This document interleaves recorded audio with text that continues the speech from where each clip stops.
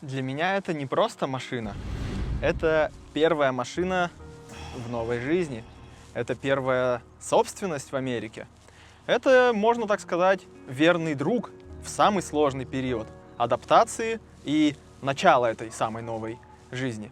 Поэтому мне было интересно узнать немного больше о истории его названия. И сейчас, прежде чем я расскажу вам обо всех особенностях этой удивительной интересной машины, я приглашаю вас буквально на 3-минутное погружение в историю. 1803 год. США еще полностью не сформированы. В Северной Америке вообще находится французская колония Луизиана с огромной территорией площадью 530 миллионов акров. И 30 апреля 1803 года Наполеон продает французскую колонию Луизиана Соединенным Штатам Америки. Затем в 1861 году создается территория Дакота, на которой господствовали в то время индейские народы группы Сиу. На их языке, кстати, Дакота значит «друг», «союзник». К сожалению, экспансия американцев не могла остановиться. И если поначалу с индейцами там уживались и торговали, то менее чем через 15 лет золотая лихорадка и надежда отыскать золото в местных горах привели туда армию белых на подавление стычек с коренными племенами, которые всего лишь защищали прерии с миллионами бизонов и были абсолютно безразличны к этому драгоценному металлу. Затем еще больше переселенцев, и в итоге индейцы загнаны в резервации, а территории делятся. В 1889 году на этих землях создаются два штата. 39-й – Северная Дакота и 40-й – Южная. Дакота. Красивое слово. Компания Chrysler считала так же, когда спустя 97 лет на заводе в Мичигане подразделение Dodge Truck выпустило удивительный среднеразмерный пикап Dodge Dakota. Это был 1986 год. В своей нише он являлся одним из самых больших, тяговитых и мощных. С двигателями V6 и V8 Magnum американцы называли его спортивным седаном среди грузовиков. И не только обсуждали, но и покупали. Поэтому в течение 10 лет все было неплохо, и дело шло к обновлению. И вот мы с вами обсуждаем этого зверюгу 1997 года рождения, одного из первых представителей, на минуточку, нового второго поколения Dodge Dakota.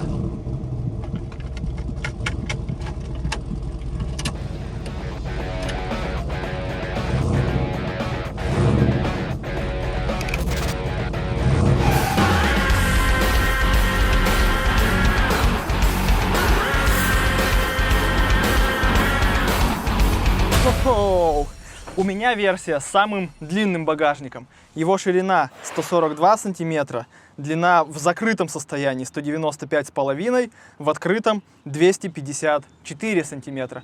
Учитывая, что по калифорнийским правилам из багажника может торчать груз без опознавательных знаков еще на 1,2 фута, я пользуюсь им очень часто в таком состоянии, и его длина для, например, дивана может составлять 2,9 метра.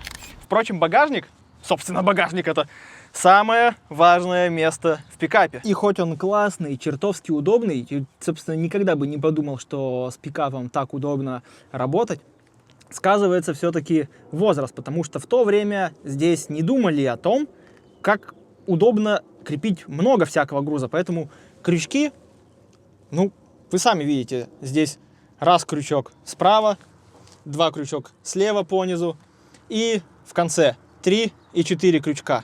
Соответственно, когда крупный груз и его хочется закрепить как-нибудь сверху, продольно, здесь больше нету ничего, никаких зацепок для крючков, потому что у современных пикапов, например, идут крючки поверху, еще где-то куча всяких разных крепежей. Здесь, по сути, раз, два, три, 4. Еще чуть не забыл, вот здесь вот есть такие 2 ниши, туда зацепляются страпы. И, собственно, вот эти отверстия. Поэтому, да, можно бы было лучше. Как есть. Работаем с тем, что есть. Длина зверюги 530 сантиметров. Во многих характеристиках, видимо, старые какие-то сайты, старая информация, непонятно откуда, указано, что 480-490, я померил рулеткой, 530, даже 3 сантиметра. Чудовищная длина. Клиренс 178 сантиметров. По сути, это уже что-то между кроссовером и джипиком. И это прикольно. Ездить в нем очень комфортно после того, как ты привык к седанам. Ох, весит 2,3 тонны. Жирная, здоровая, старая американская, тяжелая железная тачка. Сзади рессорная подвеска, как у Газели, спереди самая стандартная, обычная торсионная с пружинами. Не будем углубляться в детали скучные эти технические характеристики, по сути, никому интересно. Самое главное, самое клевое, что это рамная машина. Я на таких никогда не ездил, об ощущениях мы поговорим чуть позже. Ощущения очень классные. Пошлите посмотрим мотор. Капот гигантский, потому что он должен был вмещать в себя версию двигателя V8. Поэтому здесь куча места и ко всему удобно подлазить. В частности, у меня, по крайней мере, у меня. Потому что у меня здесь стоит чугунный американский старый V6 объемом 3,9 литра и мощностью 175 лошадиных сил. Объем надо чем-то заполнять, а лошадей кормить. А заправлять его надо 87-м топливом. Не путайте это с российским. Здесь совсем другая система исчислений. Какое это по российским меркам, не знаю, но по местным меркам это самое дешевое.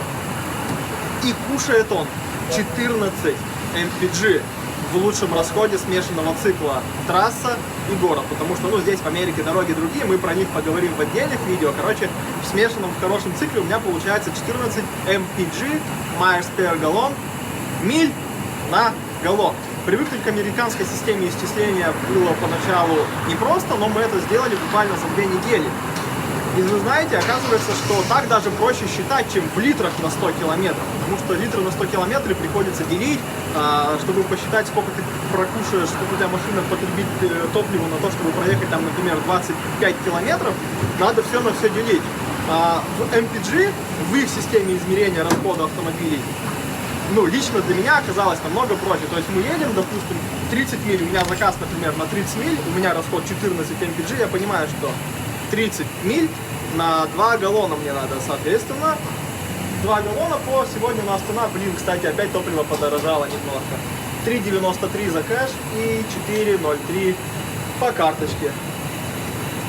Целеви? Смотрите, уже в 98 году здесь сделали на лючке бензобака, на крышке, держалку для самой крышечки горловины бензобака. Очень удобно. Прожорливый мотор – это часть шарма американских машин.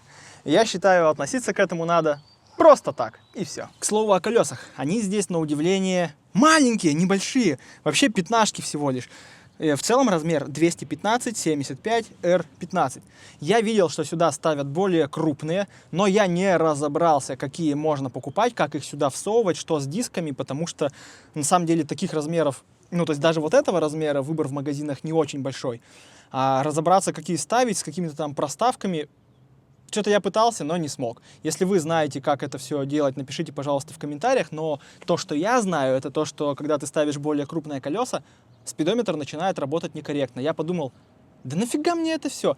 И поставил штатные заводские колеса. В принципе, их для всего хватает. То есть все грузы, которые я тягаю, абсолютно никаких проблем. Колеса сами по качеству отличные, хотя пока рано делать выводы. Поездил я на них, всего лишь там где-то 5000 миль накатал. Но пока по ощущениям все классно, меня все устраивает. Да, с большими, кажется, смотрится более брутальным, хотя, с другой стороны, я вот все переживаю, чтобы он не был выше, потому что сейчас его высота отличная, чтобы грузить туда тяжелый груз, который грузят не подъемниками, а который ты поднимаешь сам руками.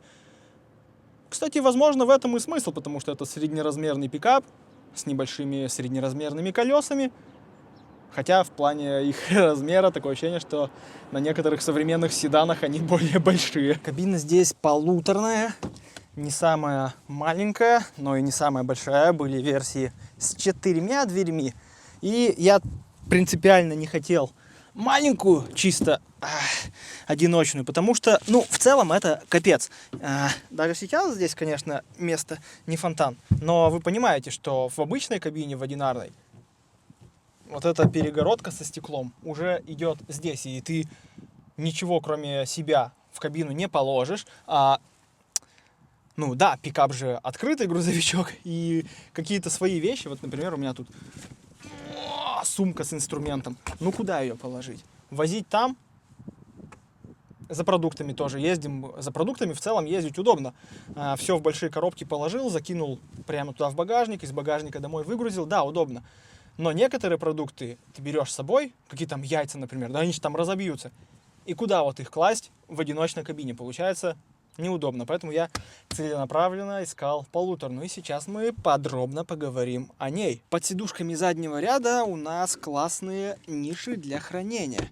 Вот здесь ящичек под всякое барахло. Я потом отдельно буду это доснимать. И под вторым сиденьем, но здесь, по-моему, не под барахло. Да, здесь штатный домкрат и все, что нужно для вытаскивания колеса. Колесо здесь под днищем, как и почти у всех внедорожников. И я, как же это сказать, я очень не хочу, я очень надеюсь, что со мной этого никогда не случится, что никогда у меня не будет проблем ни с одним колесом, потому что встать где-то на трассе, разбираться, как его оттуда достать, и пытаться достать, я очень не хочу. Я понимаю, что это в целом несложно, но это геморрой. Надо туда засунуть вот эту палку, которая тут сложена, как бы состоит из нескольких частей и складывается компактно. Но в целом ты ее разбираешь, продеваешь через отверстие в бампере далеко, крутишь, в конце у тебя колесо отпадает, выпадает, то есть, да, с днища. Окей, ты его меняешь. Но я боюсь представить, а как его засовывать обратно? Как старое колесо засовывать обратно? Не знаю, если кто-то с этим сталкивался, если вы меняли так колеса на джипах, и вы сейчас меня успокоите в комментариях, скажете, что на самом деле там ничего сложного, и объясните, как обратно колесо засовывать в эту всю систему, в это крепление, я буду вам очень благодарен. Но я по-прежнему все-таки останусь при этом при своей надежде не столкнуться с этим никогда. Сидеть здесь, конечно, катастрофически неудобно, но, в принципе, возможно. Опять же, это все из-за того, что под нами рама. Кабина, по сути, как и кузов, просто стоит на раме. Все остальные агрегаты спрятаны в нее и под нее. Поэтому наверху места нет. Вот я ездил в России последний раз перед тем, как уехать из России на Pajero Sport Mitsubishi. И там, по сути, сзади сидишь почти так же. Единственное, что места чуть больше, потому что сиденья сдвинуты назад. А здесь у нас уже конец кабины и комары калифорнийские. Но, тем не менее, куда-то недалеко прокатиться возможно. И вот я считаю, мне тут сейчас предстоит поездка в Сан-Диего через несколько дней. У нас будет 3 человека ехать, ну, помимо меня еще 2. Я думаю, что здесь, в принципе, да, кстати, да, по диагонали здесь достаточно удобно сесть, особенно если зачилить вот так, под спину подложить какие-то одеяльца. Да, кстати, удобно, комфортно и ноги вытянуты. Но ездить здесь вдвоем я, конечно, не представляю как. Ну, в смысле, вчетвером, то есть 4 в кабине, 2 сзади. Это не смешно. По сути, больше задний ряд как техническое место. Зато, смотрите, здесь у нас есть подстаканники. Подстаканники и небольшие еще ниши для хранения. У меня версия достаточно скудная по интерьеру, то есть по внутренней части. Поэтому даже в дверных картах нет никаких ниш, ни под бутылку, ни карманца. И у меня здесь весла вместо автоматических стеклоподъемников. Да, уже в те годы были автоматические стеклоподъемники, как и еще несколько интересных вещец.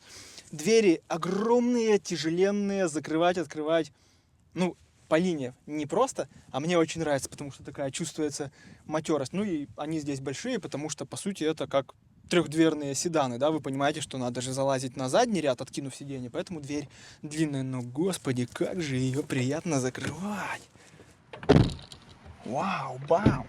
Центрального замка здесь тоже никакого в помине нет, поэтому двери открываются, закрываются, как в «Жигулях», просто ключиком, ну и изнутри защелками. Также при всех этих размерах не хватает перчаточного ящика, да и бардачок здесь малютка. По сути, сюда влазит несколько пачек салфеток, книжка, ну, салфеток, почему несколько, потому что одни для стекол, вторые для пластика, третьи просто для рук. И все, вот он уже еле-еле закрывается, так что так достаточно печально. Ну и не хватает здесь, потому что в Toyota Corolla у меня в России здесь был еще один ящик, в который можно было сложить несколько перчаток, там шапку, очки, было очень удобно. Здесь ты вроде такой видишь, что куча места, большущие размеры всего, но влазит, короче, мало всего. Под сиденьем под этим тоже никаких нычек нет. Здесь у нас пепельница, прикуриватель стандартный. Кстати, прикуриватель, в отличие от «Жигулей», с современными вот этими переходниками на USB, не выбивает предохранители, потому что в «Фантастической четверке», те, кто смотрел мои видосы про путешествие на Алтай, знают, что там с этим постоянно была проблема, потому что сам прикуриватель какого-то старого образца, и современные эти плюшки туда втыкаешь, но при каких-то малейших кантованиях выбивает и все предохранитель. Здесь у нас может сидеть, по идее, третий пассажир. Вот это подлокотничище просто откидывается. Здесь получается еще одно сиденье, но, конечно, вот с этим большущим горбом я не знаю, как тут можно сидеть, по сути, только ребенку, ну или как-то неудобно сев, ненадолго сев.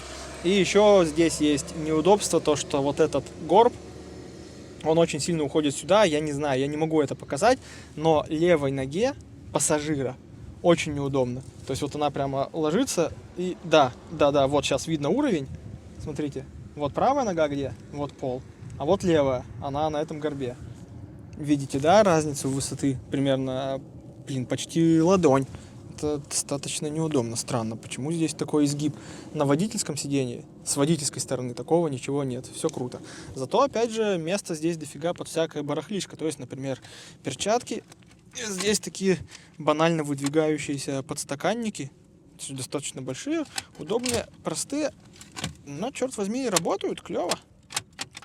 Монструозный подлокотник — это, конечно, тоже классная часть. Ну, естественно, здесь, по сути, может сесть с вами третий человек, но поэтому, когда этого человека нет, у вас подлокотник, во-первых, в который влазит две руки. Вот смотрите, я сейчас сижу максимально вальяжно, здесь место еще есть для водителя, поэтому мы с Полиной ездим просто... Поля, тебе нравится? Да.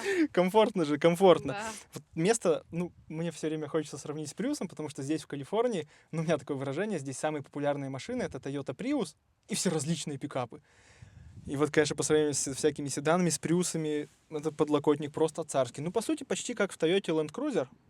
Да.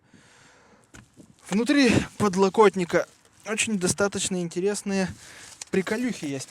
Он в целом, конечно, не глубокий, хотелось бы, чтобы был глубже, но опять же напоминаю, что здесь сиденье, поэтому он не идет вниз до пола. Но в нем здесь есть такие заглушки, держалки для монеток, чтобы оплачивать платную американскую парковку. Есть ниша для ручки и, самое прикольное, вкладыш для 1, 2, 3, 4, 5, 6, для 7 аудиокассет. У ключа зажигания, во-первых, есть подсветка по всему контуру. Сейчас при дневном свете ее не видно, но она горит зеленым. Уже в 98 году. И смотрите, снизу такая мягкая накладка. То есть пластик, мягкая, пластик, пластик, мягкая. Я думаю, что это чтобы брелком не бился вот этот пластик кожуха руля. Прикольная особенность. Ручка автоматической 4-ступенчатой коробки находится у руля. Прикольная американская классика. И есть кнопочка Overdrive, которая не дает переключаться выше третьей передачи. Хотя всего 4, но выше третьей не дает переключаться. И у меня такое ощущение, что обороты он на каждой передаче дает держать немного чуть повыше. В книжке написано, что так надо транспортировать, эксплуатировать, когда у тебя сзади тяжелый прицеп. Климатическая установка уже с кондиционером, но у нее есть особенность, я считаю это косяком. Во-первых, без кондиционера нет обдува в ноги и в тело, в голову. То есть вот смотрите, со снежинками только с кондиционером этот режим есть, а здесь нет.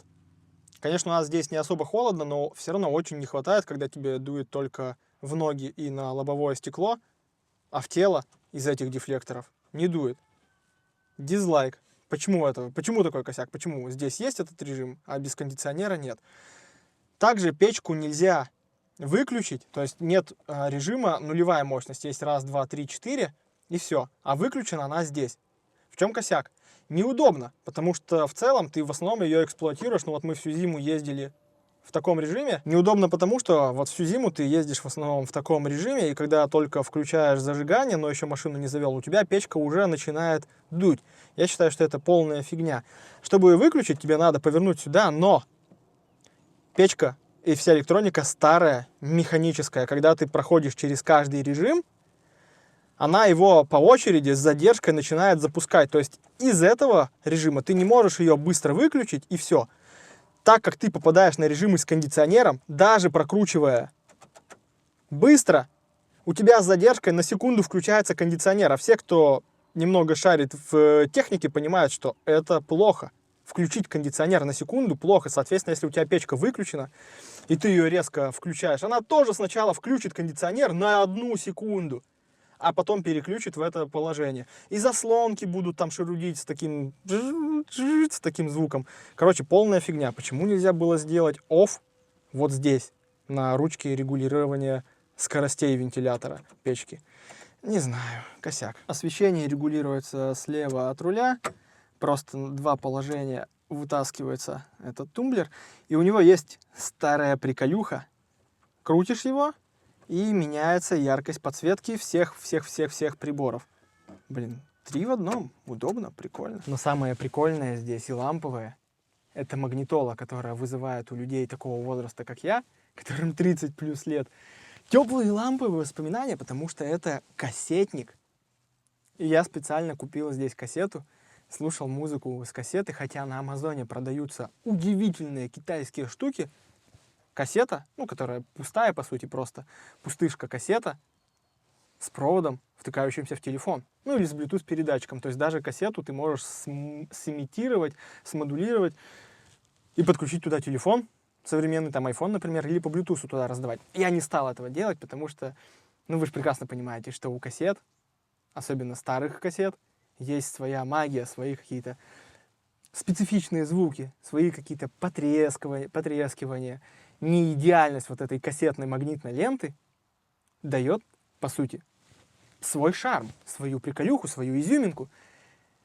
И знаете, у нас почти до слез нас продрала такая история, когда мы купили кассету Фрэнк Синатра, вставили ее и поехали под эту музыку. И буквально через минуту я Полине говорю: слушай, ты понимаешь, что мы едем по Америке на американской тачке, реально на американской тачке, да, которая собрана в USA, и слушаем американскую музыку со старой кассеты. Друзья, это вам, ну, я не могу это по-другому передать, просто поверьте, это было очень трогательно и очень круто.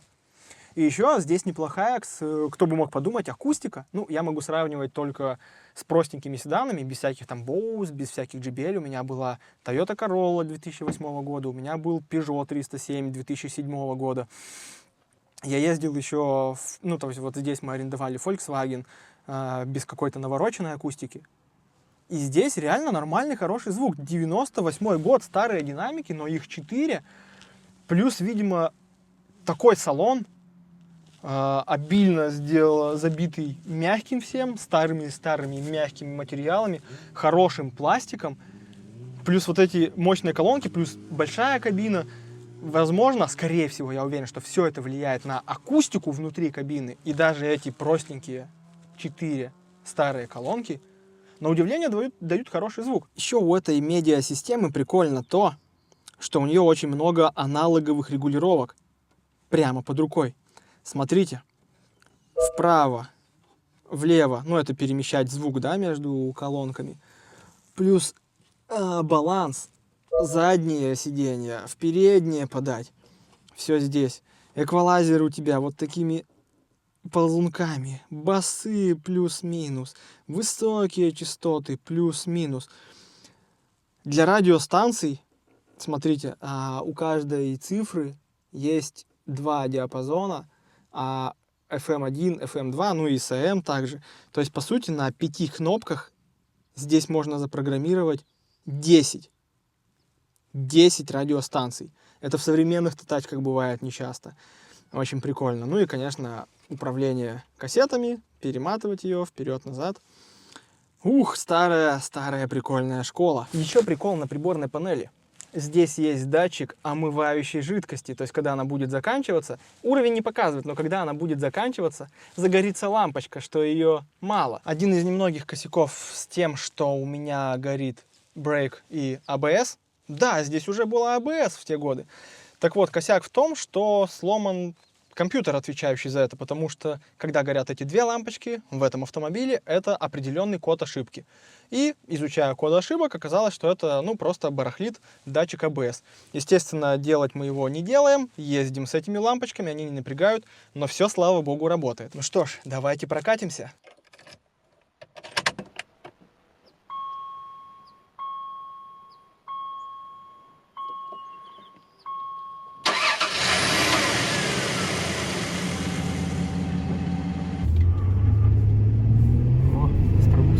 Пробуем разгон до сотни. Так, 70, 80, 90. Так, по спидометру у меня 100, а здесь вот только 19 секунд. Да, окей. Не супер быстро, друзья, но не только лошадиные силы дают быстрый разгон до сотни. Это все равно, что, грубо говоря, если по лошадиным силам смотреть, то грузовик был бы самой быстрой машиной, потому что у него много лошадиных сил.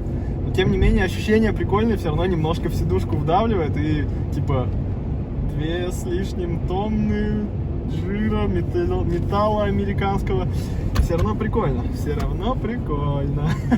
Самое удивительное в этой машине то, что ты от старины не ждешь такого, что он с 4 передачами такого года и в таком году, то есть в 2023, когда мы сейчас снимаем, что ты будешь ехать по фривею, и вот мы сейчас едем 110, почти 70 миль в час. Вот это, наверное, главная фишка Магнума и V6, то, что ты можешь нажать газ еще в пол и поехать со всеми. Вот там у нас едет BMW X5.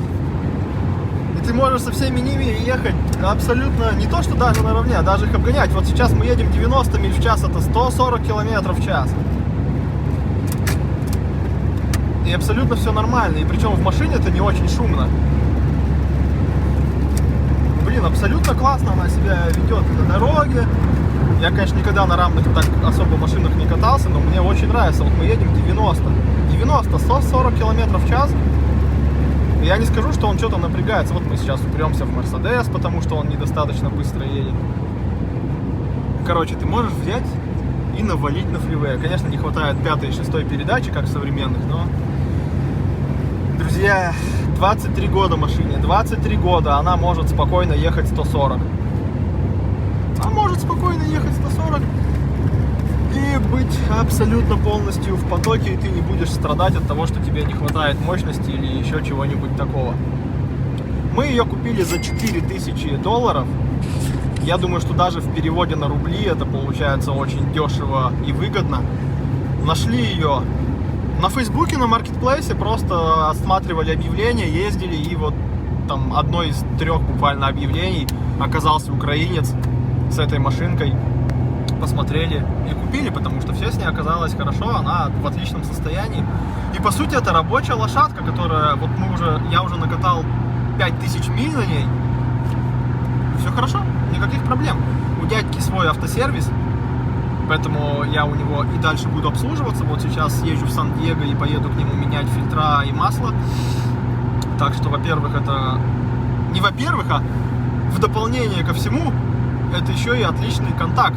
Хороший контакт, потому что теперь есть проверенный автосервис с порядочным дядькой. И машина была, кстати, с clean title, то есть без аварий, без всякого такого, все с ней абсолютно хорошо. Ездить очень удобно, друзья. Сидушки хоть и старые, никакие не понтовые, не какие-то там не ортопедические, как в Volkswagen, но они просто мягкие, они делают свое дело, сидишь, утопаешь. Ну, возможно, еще накладывается то, что здесь куча места, и как-то так все сделано прикольно, что вот, смотрите, я держу руки на руле в расслабленном состоянии, У меня этот локоть здесь, причем еще куча места остается на подлокотнике. Ручка двери тоже достаточно высоко, и у меня левая рука на этом подлокотнике, потому что в седанах, ну вот в Volkswagen такого не было. Там приходится утопать немножко вниз, садиться более низко, чтобы у тебя левая рука была на ручке, потому что ручка обычно ниже здесь. Вот я сижу и по-американски круизю. Еще бы сюда, конечно, круиз-контроль, но это можно сказать, что я вообще зажирался. Забавно, забавно. Оказывается, это прямо концепция пикапов, помимо того, что ты можешь в любой момент легко все, что тебе надо в обычной жизни, перевести, так еще и помимо этого ездить на нем абсолютно кайфово. Хотя, скорее всего, едет на нем как на любом равном джипике.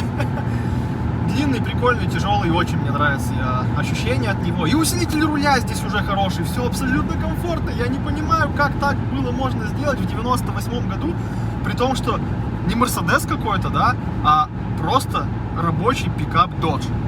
То есть, еще раз, ты менее удивляешься, когда видишь 90-х годов какой-нибудь седан типа под премиум класс, там Mercedes, BMW, да даже ту же самую Toyota Camry какую-нибудь, да, и что в ней есть там электростеклоподъемники, кондиционер, но даже этому ты немножко удивляешься, но не так, потому что люкс технологий. А это пикап!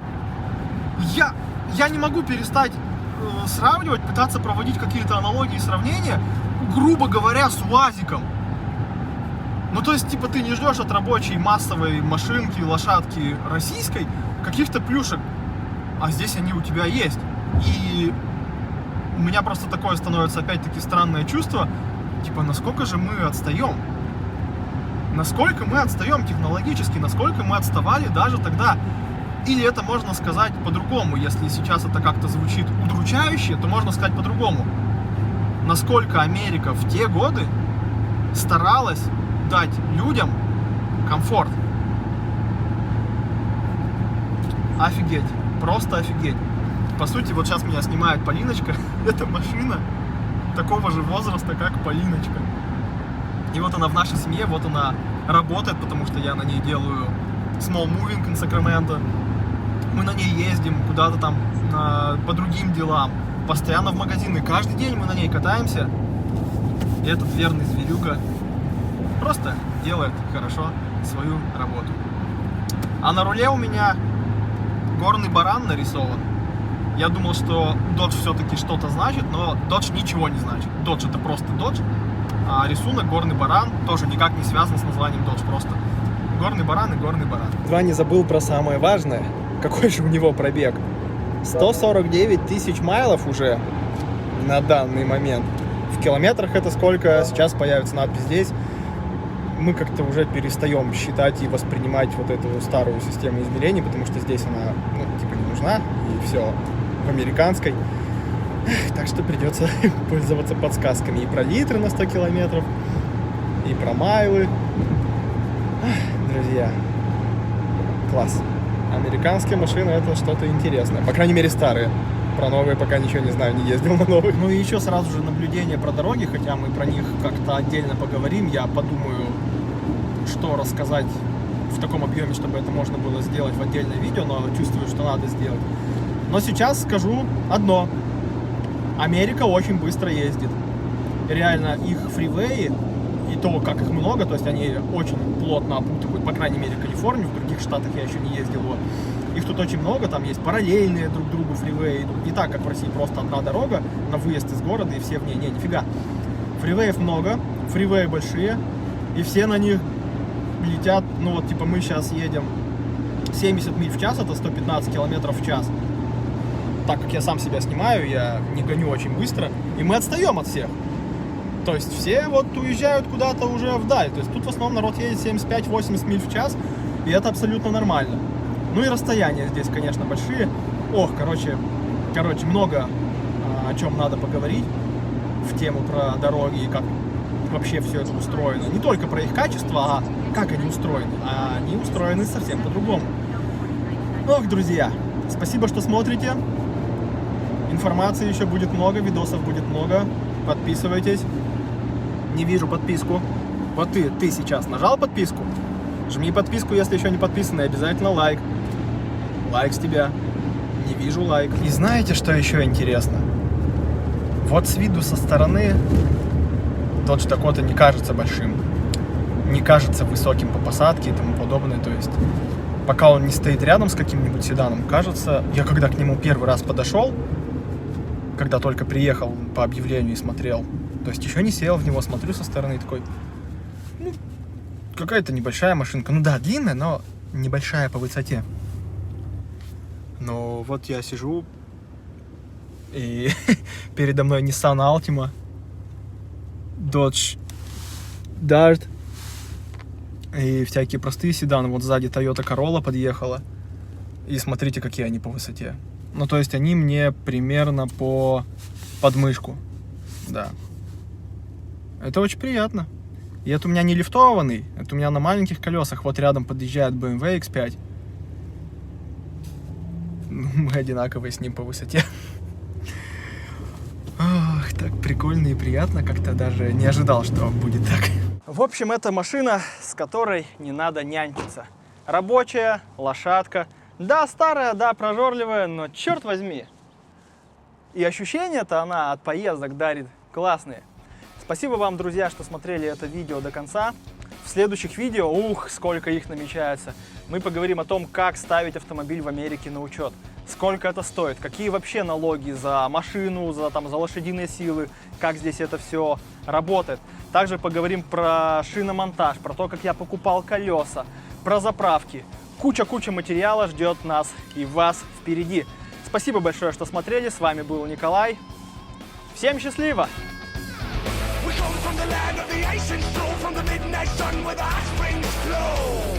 The hammer of the gods will drive our ships to new lands, to fight to hold. И напоследок удивительная особенность. Если забыть выключить фары, он пищит.